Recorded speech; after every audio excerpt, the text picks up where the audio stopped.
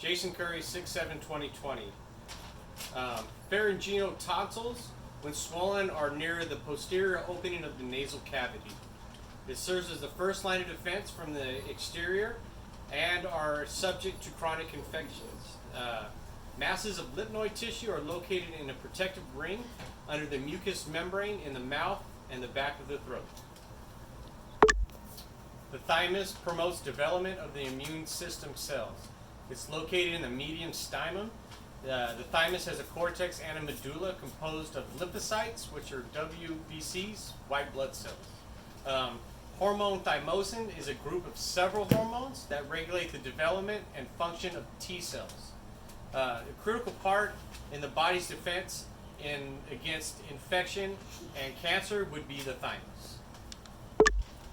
Innate immunity recognizes a variety of non-selective or abnormal cells and particles. It reacts very rapidly, almost immediately, up to several hours. It has no memory. It's the same response to the repeated exposure to the same antigen. Complement proteins and interneurons are within the body, and the cells that are used are phagocytes such as neutrophils, macrophages, and dendritic cells. Adaptive immunity recognizes only certain antigens on certain cells or particles. It's a slower response to the reaction, up to several hours or several days. The memory has an enhanced response to repeated exposures to the same antigen. Chemicals would be antibodies and various signaling chemicals. Cells used are lymphocytes, B and T cells. Natural immunity is exposure to the causative agent that does not deliberately happen naturally in the course of living. Active immunity is when a child develops an infection such as measles and it acquires immunity to the infection.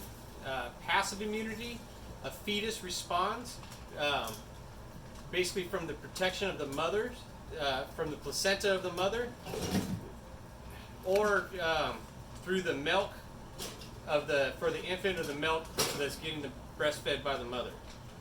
Artificial immunity is exposure to the causative agent and is deliberate. Active immunity, it's an injection of the causative agent. An example would be a vaccination against polio. It activates the immune system and gives you immunity. Passive immunity is an injection of a protective material, such as an antibody that was developed by another individual's immune system, and then it's given to you. HIV is a retrovirus. It contains RNA that undergoes reverse transcription inside infective cells to form its own DNA. The viral DNA becomes part of the cell's DNA.